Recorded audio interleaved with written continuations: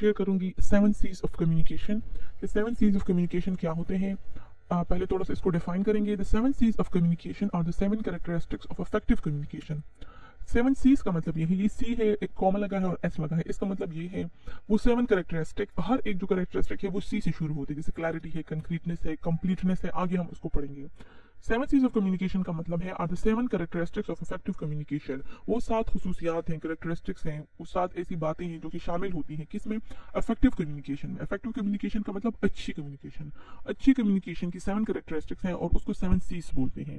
Effective communication is a quality of successful people both at home and at work. यहाँ पर थोड़ा सा effective communication के बारे में है कि इफेक्टिव कम्युनिकेशन बहुत ज्यादा अहम होती है, ये कामयाब लोगों की पहचान होती है। घर में भी जो है इससे कामयाबी मिलती है और बाहर की दुनिया में भी, काम में भी। इसका मतलब ये जॉब्स में भी जो है इफेक्टिव कम्युनिकेशन से बहुत ज्यादा फायदा होता है। इफेक्टिव कम्युनिकेशन जब हम दूसरे की अपनी बात सही तरीके से पहुंचाते हैं और उसकी बात को समझते हैं तो कम्युनिकेशन ठीक होती है और ये कामयाब लोगों की क्वालिटी है।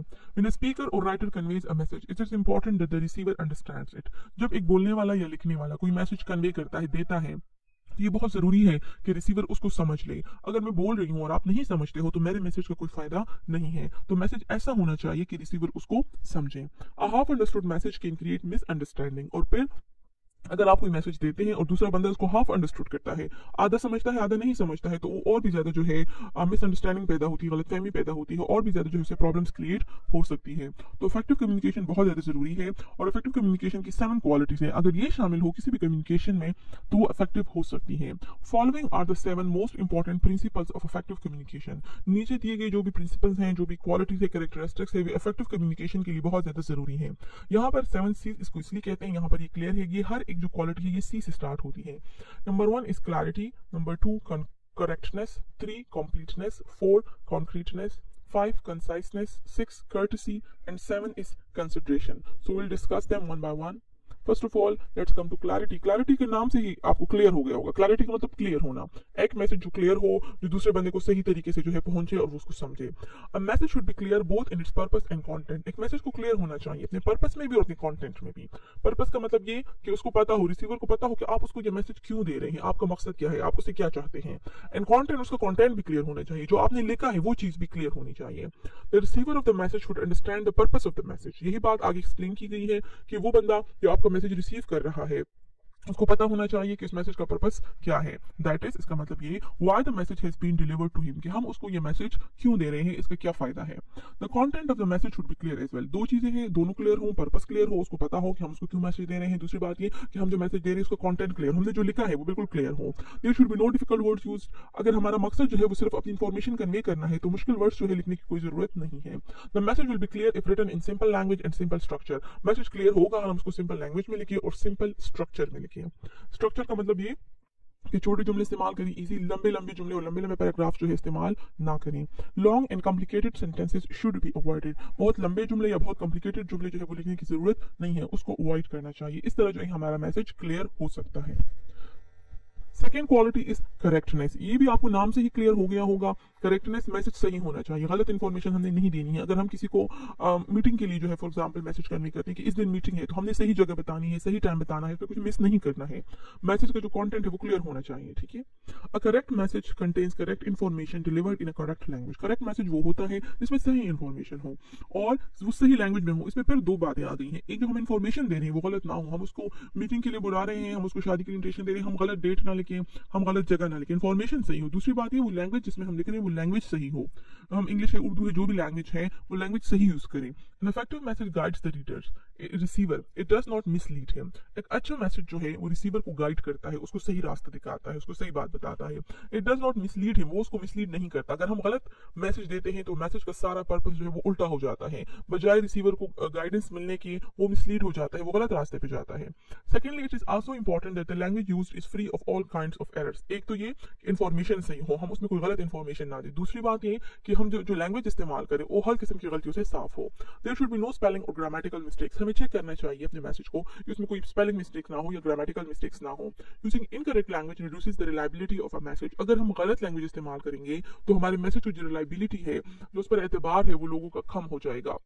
जैसे आप मुख्तलिफ शॉप्स वगैरह के पैम्फलेट्स देते हो, इश्तिहार देखते हो, स्कूल वगैरह जो है अपने पैम्फलेट शाया करते हैं, अगर उसमें ग्रामेटिकल मिस्टेक्स हैं तो आप उस पर एतबार करना छोड़ दोगे। आप यही कहोगे कि इसके जो है पैम्फलेट में गलतियां हैं, एडवर्टाइजमेंट में ही लैंग्वेज की गलतियां हैं, तो ऑफकोर्स ये जो है जो ब्रांड है, जो भी स्कूल है, जो यूनिवर्सिटी है, ये जो है रिलायबल नहीं है। तो हमें जो है मैसेज को भी चेक करना होगा कि उसकी जो है इसमें कोई ग्रामेटिकल मिस्टेक्स ना हो, कोई स्पेलिंग मिस्टेक्स ना हो, तो मैसेज जो है वो करेक्ट होना चाहिए। The third quality is completeness. ये भी बहुत सिंपल है, मैसेज कंप्लीट हो। अगर वही बात मैं दोबारा दोहरा देती हूँ कि हम अगर किसी को किसी फंक्शन की इन्विटेशन देते हैं या मीटिंग के लिए बुलाते हैं तो उसमें सब कुछ हो, उसमें डेट भी हो, उसमें जगह भी हो, उसमें टाइम भी हो, उसमें हर चीज जो है वो मेंशन हो। जो चीज मेंशन करना जरूरी है वो होनी चाहिए। ऐसा ना हो कि हम मैसेज दे दें और रिसीवर के माइंड में सवालात पैदा हो। हमारा मैसेज ऐसा होना चाहिए कि रिसीवर के माइंड में कोई क्वेश्चन ना रहे। An important characteristic of effective communication is completeness. Effective communication की एक बहुत अहम क्वालिटी जो है वो completeness है। A message should be complete in all aspects. एक मैसेज हर लिहाज से complete होना चाहिए। Incomplete message results in chaos and misunderstanding. Incomplete message जो है उससे उल्टा नुकसान होता है, वो chaos का बायस बनता है। chaos का मतलब अफरा तफरी, जब हर चीज गड़बड़ हो जाती है। Misunderstanding, गलतफहमी पैदा होती है। A complete message contains all the information required by the receiver. एक complete message वो होता है जब रिसीवर को जो जो इन्फॉर्मेशन चाहिए होती है वो उसमें शामिल होती है। It does not leave any questions in the readers mind. वो रीडर के जहन में कोई सवाल जो है वो नहीं छोड़ते हैं।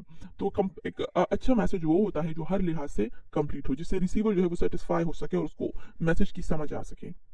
Number fourth is कॉन्क्रीटनेस।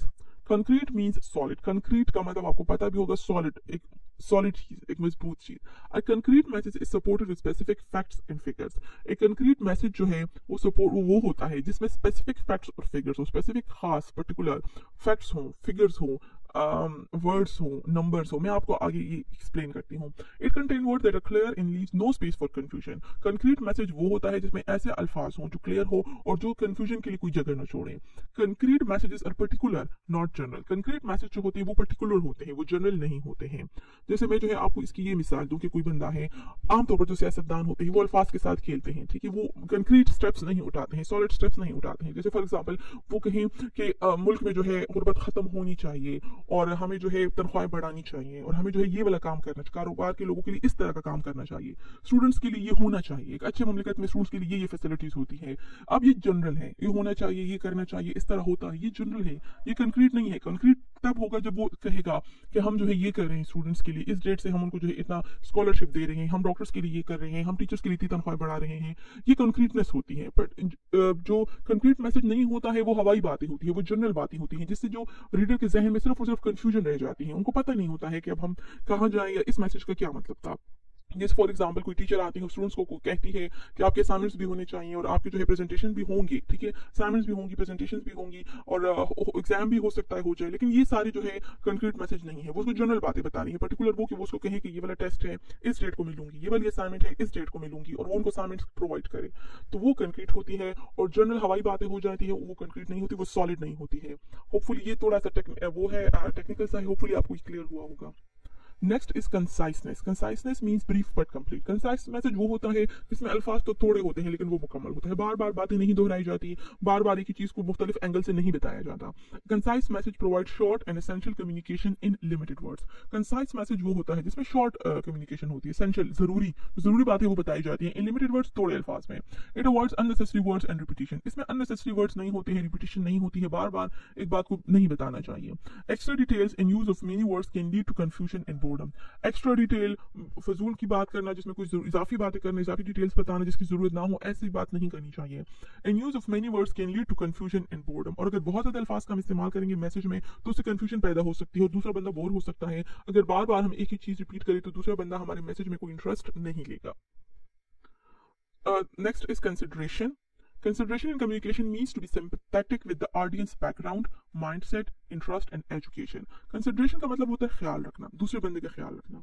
Communication में consideration का मतलब ये है कि हम जिससे बात कर रहे हैं, जो हमारे ऑडियंस है, जो हमारे सुनने वाले हैं, जो मैसेज के रिसीवर हैं, हम सिंपैथेटिक हों, हम अंडरस्टैंड करें, हम मतलब सिंपैथेटिक हमदर्दी रखने का मतलब ये हम उसको समझें, उसके बैकग्राउंड को कि वो किस बैकग्राउंड से आया है, उसके जहन को समझे, उसकी इंटरेस्ट को समझे और उसकी एजुकेशन को सामने रखते हुए जो है हम वो मैसेज करें। जैसे फॉर एग्जाम्पल कोई अनपढ़ बंदा हो और हम उसको इंग्लिश में जो है मैसेज कन्वे करते हैं, जाहिर उसको समझ नहीं आती है, ठीक है।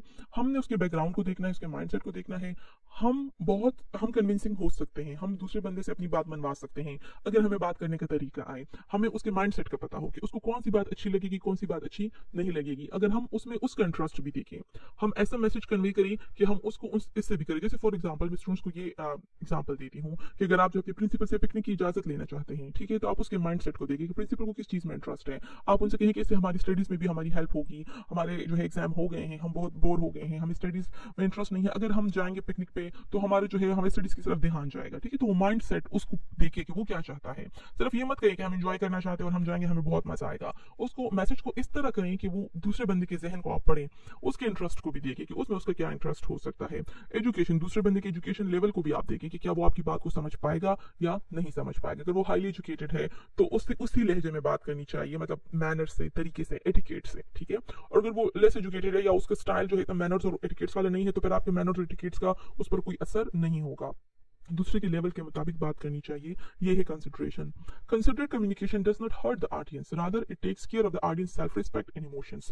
कंसिडरेट कम्युनिकेशन में ऑडियंस को हर्ट नहीं किया जाता, बल्कि उनके सेल्फ रिस्पेक्ट का, उनकी जज्बात का ख्याल रखा जाता है, उनके जहन के मुताबिक, उनके इंटरेस्ट के मुताबिक बात की जाती है। Communication which A communication which lacks consideration is not received warmly and therefore is not effective. अगर हमारी कम्युनिकेशन कंसिडरेट नहीं होगी, हम दूसरे बंदे का ख्याल नहीं करेंगे, तो दूसरा बंदा उसको सही तरीके से रिसीव नहीं करेगा, वार्मली, दिल से उसको एक्सेप्ट नहीं करेगा, एक्सेप्ट करने की कोशिश नहीं करेगा। अगर हम कंसिडरेट मैसेज होगा तो उसका दिल चाहेगा कि वो हमारी बात सुने और उस पर अमल करने की कोशिश करें। And therefore is not effective. अगर वो कंसिडरेट मैसेज नहीं है, दूसरे का ख्याल हम नहीं रखते, वो दिल से नहीं सुनता है और इसलिए वो इफेक्टिव भी हमारा मैसेज नहीं होता है। तो the seventh quality is courtesy. Courtesy का मतलब होता है good manners. Courtesy means politeness. Courtesy का मतलब होता है पोलाइटनेस, नरम होना, अच्छे मैनर्स होना। A message should contain courteous words. जाहिर बात है कि मैसेज में कर्टियस वर्ड्स होने चाहिए, खुश अखलाकी से हमें बात करनी चाहिए। It should not be harsh and cold. हमारा मैसेज हार्श और कोल्ड नहीं होना चाहिए। ये सिर्फ नहीं है कि हम सख्त अल्फाज यूज करेंगे तो वो हार्श एंड कोल्ड होगा, बाज़ औक़ात नरम अल्फाज में भी जो है दूसरे की इंसल्ट की जाती है, दूसरे को जो है इस पर तंज किया जाता है, तो इस तरह का मैसेज नहीं होना चाहिए, वरना वो इफेक्टिव नहीं होगा। Good manners in communication leads to better understanding and positive reception of the message. अगर हमारी कम्युनिकेशन में गुड मैनर्स होंगे तो वो बेटर अंडरस्टैंड होगा, दूसरा बंदे को ज़ाहिर गुस्सा नहीं आएगा तो आराम से हमारी बात सुन सकेगा। अगर हम उसको हर्ट नहीं करेंगे तो आराम से सुकून से हमारी बात सुनेगा और उसको समझने की कोशिश करेगा। In positive reception of the message, अच्छे मैनर्स होंगे तो दूसरा बंदा उसको सही तरीके से रिसीव करेगा। It is not enough to use polite words as please और thank you, but the content of the message should also be positive. इसका ये मतलब नहीं है कि हम कर्टसी का ये मतलब नहीं है कि हम ऐसे वर्ड यूज करें जैसे काइंडली, प्लीज, थैंक यू वगैरह वगैरह, नहीं। बाज़ औक़ात ये अल्फाज इस्तेमाल करके भी जो है हमारे मैसेज में सख्ती हो सकती है, but the content of the message should also be positive, बल्कि उसका जो पूरा कंटेंट है वो पॉजिटिव होना चाहिए। There should be no hidden insults और पैसिव एग्रेसिव टोन्स। कोई हिडन इंसल्ट्स नहीं होनी चाहिए कि ऊपर ऊपर तो हमारे अल्फाज में कोई मसला ना हो, लेकिन अंदर ही अंदर जो है हम दूसरे हिडन छुपी हुई इंसल्ट्स हम उसकी कर लें। या पैसिव एग्रेसिव टोन्स, एग्रेसिव का मतलब गुस्से वाली, पैसिव छुपे हुए एग्रेसिव टोन्स भी इस्तेमाल नहीं करने चाहिए, ठीक है। कोई ऐसी बात जिसमें हम छुपी हुई धमकी दे दे, कोई ऐसी बात जिसमें हम छुपा हुआ उसको कोई ताना दे दे, उसको कोई तंज कर दे, अगर हम ऐसी बात करेंगे तो हमारा मैसेज इफेक्टिव नहीं होगा। कर्टेसी का ये खुश अखलाकी होनी चाहिए कि दूसरा बंदा उसको सही तरीके से रिसीव करे। So this was all about the 7 C's of communication. Hopefully आपको इसकी समझ आई होगी. Thank you for watching the video.